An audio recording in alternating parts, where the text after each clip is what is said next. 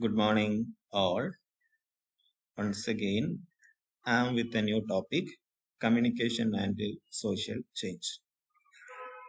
നമ്മൾ പറഞ്ഞു communication technology അല്ലെ ടെക്നോളജീസ് എവിടെ കമ്മ്യൂണിക്കേഷനിൽ വലിയ വ്യത്യാസങ്ങൾ വരുത്തിയിട്ടുണ്ട്. ആ ഒരു കമ്മ്യൂണിക്കേഷനിൽ വന്നിട്ടുള്ള ആ ഒരു ചേഞ്ചസ് എവിടെയും റിഫ്ലക്ട് ചെയ്തിട്ടുണ്ട്, സോഷ്യൽ ലൈഫിലും വന്നിട്ടുണ്ട്. അപ്പൊ കമ്മ്യൂണിക്കേഷൻ എന്തൊക്കെ ചേഞ്ചസ് ആണ് നമ്മുടെ സോഷ്യൽ ലൈഫിൽ, നമ്മുടെ ഹ്യൂമൻ ലൈഫിൽ കൊണ്ടുവന്നിട്ടുള്ളത് നോക്കാം. Biological change is A revolutionary one, therefore takes millions of years. അല്ലെ, നമ്മുടെ ബയോളജിക്കൽ ചേഞ്ച് ഹ്യൂമൻ ബോഡിയിൽ വരുന്ന വ്യത്യാസങ്ങൾ പലപ്പോഴും മില്യൺസ് ഓഫ് ഇയേഴ്സ് എടുക്കും അല്ലെ. എന്നാലോ but changes in communication is a rapid and immediate and that takes several times in a single life. എന്നാലോ കമ്മ്യൂണിക്കേഷനിൽ വരുന്ന ചേഞ്ചസ് റാപ്പിഡ് ആണ്, അതുപോലെ തന്നെ ഇമ്മീഡിയറ്റ് ആണ്, ഇൻസ്റ്റന്റ് ആണ്. വളരെ പെട്ടെന്ന് തന്നെ എന്ത് ചെയ്തുകൊണ്ടിരിക്കും, കമ്മ്യൂണിക്കേഷൻ ഫീൽഡിൽ മാറ്റങ്ങൾ വന്നുകൊണ്ടിരിക്കുകയാണ് അല്ലെ. ടെക്നോളജിയിൽ വരുന്ന വ്യത്യാസങ്ങൾക്ക് അനുസരിച്ച് എവിടെ വ്യത്യാസം വരുന്നുണ്ട്, കമ്മ്യൂണിക്കേഷനിലും ചേഞ്ചസ് വരുന്നുണ്ട് അല്ലെ. Changes in communication bring change in our life. അപ്പം കമ്മ്യൂണിക്കേഷനിൽ വരുന്ന വ്യത്യാസങ്ങൾ ആ ഒരു ചേഞ്ചസ് എവിടെ റിഫ്ലക്ട് ചെയ്യുന്നുണ്ട്, ഹ്യൂമൻ ലൈഫിലും റിഫ്ലക്ട് ചെയ്യുന്നുണ്ട്. In other words, communication can bring changes in every aspect of human life such as family, values, profession, norms etcetera. അപ്പം ചേഞ്ചസ് ഇൻ കമ്മ്യൂണിക്കേഷൻ എവിടെ നമ്മുടെ ഹ്യൂമൻ ലൈഫിലും ചേഞ്ചസ് കൊണ്ടുവരുന്നുണ്ട്. ആ ചേഞ്ചസ് എവിടെയൊക്കെ ആവാം, that can be family, values, profession, norms അല്ലെ. ഈ ഒരു ഫീൽഡിലെല്ലാം തന്നെ വ്യത്യാസം കൊണ്ടുവരുന്നുണ്ട്. Now let us have a look at how communication technology brings changes to our social life. നമ്മുടെ സോഷ്യൽ ലൈഫിൽ എന്തൊക്കെ വ്യത്യാസങ്ങളാണുള്ളത് വൺ ബൈ വൺ ആയിട്ട് നോക്കാം. ഫസ്റ്റ് വൺ, പ്രിന്റിംഗ് അല്ലെ. കമ്മ്യൂണിക്കേഷൻ ടെക്നോളജി പ്രിന്റിംഗ് എങ്ങനെയാണ് സോഷ്യൽ ലൈഫിൽ റിഫ്ലക്ട് ചെയ്തിട്ടുള്ളത് നോക്കാം. The invention of printing help people to get literate അല്ലെ. അപ്പം ആക്സിലറേറ്റ് ചെയ്യാണ് എന്തിനെ, നമ്മുടെ ലിറ്ററസി റേറ്റിനെ ആക്സിലറേറ്റ് ചെയ്യാണ് ഏത്, പ്രിന്റിംഗ് വന്നതോട് കൂടിയിട്ട് അല്ലെ. അപ്പൊ എങ്ങനെ, earlier time handwritten copies of the text were expensive and consume more time to prepare it അല്ലെ. ഇപ്പൊ നമ്മൾ എടുക്കുകയാണെങ്കിൽ നേരത്തെയൊക്കെ ഹാൻഡ് റിട്ടൺ കോപ്പീസ് ആണ് വരുന്നത് അല്ലെ.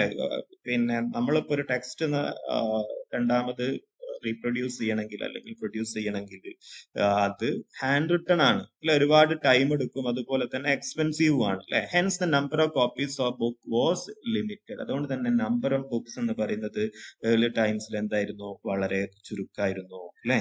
അപ്പൊ ഓട്ടോമാറ്റിക് ആയിട്ട് ആളുകൾക്ക് എന്ത് ചെയ്യാൻ പറ്റില്ല, ആളുകൾക്ക് അവൈലബിൾ ആവില്ല, ആളുകൾക്ക് എഴുത്തും വായന അറിയില്ല അല്ലെ. അതുകൊണ്ട് തന്നെ ലിറ്ററസി റേറ്റ് വളരെ കുറവായിരുന്നു. അപ്പം പ്രിന്റിംഗ് വന്നതോടുകൂടി സോഷ്യൽ ലൈഫിൽ വന്നിട്ടുള്ള ഒരു ചേഞ്ച് ആണ്.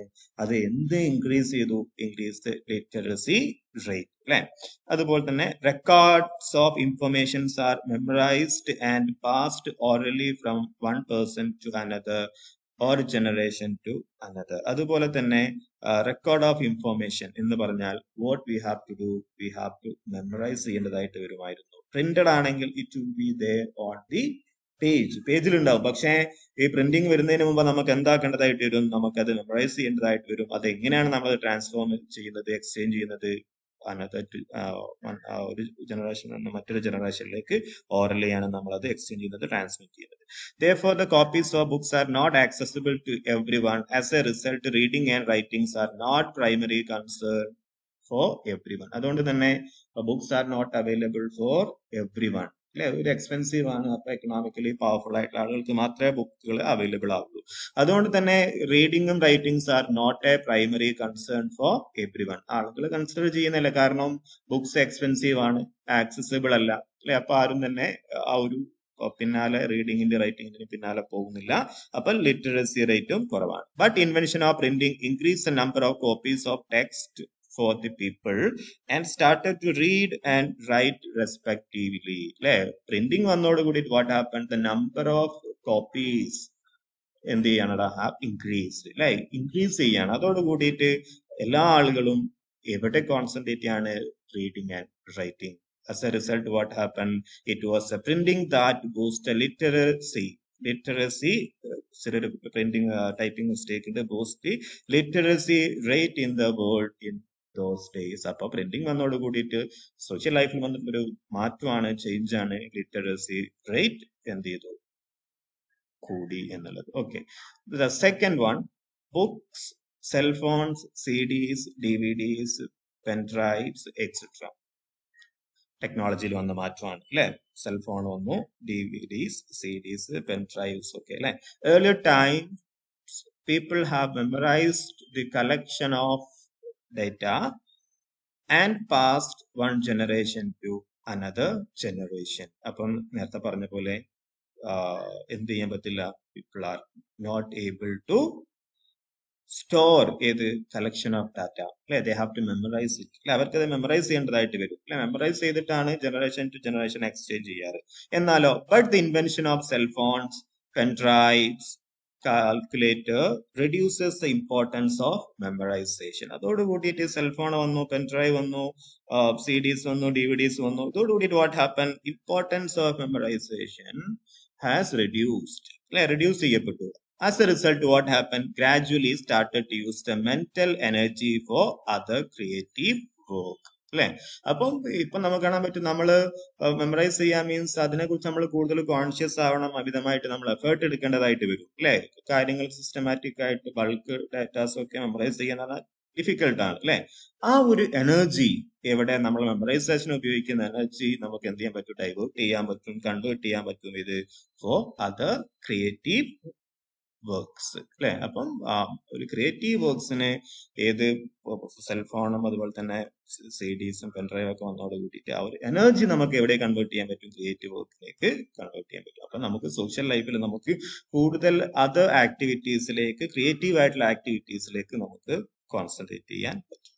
പിന്നെ മറ്റൊന്ന് ഡെവലപ്മെന്റ് ഓഫ് കമ്മ്യൂണിക്കേഷൻ നെറ്റ്വർക്ക് അല്ലെ. പിന്നെ ഡെവലപ്മെന്റ് ഓഫ് കമ്മ്യൂണിക്കേഷൻ നെറ്റ്വർക്ക്, ഒരു നെറ്റ്വർക്ക് ഇന്റർ റിലേറ്റഡ് ആയിട്ടുള്ള കണക്റ്റഡ് ആയിട്ടുള്ള ഒരു കമ്മ്യൂണിക്കേഷൻ നെറ്റ്വർക്ക് എന്ത് ചെയ്തിട്ടുണ്ട്, ത്രൂ ഔട്ട് വേൾഡിൽ ഫോം ചെയ്യാൻ നോക്കി. നിങ്ങൾ എങ്ങനെയൊക്കെ നോക്കി, നിങ്ങൾ ഇവിടെ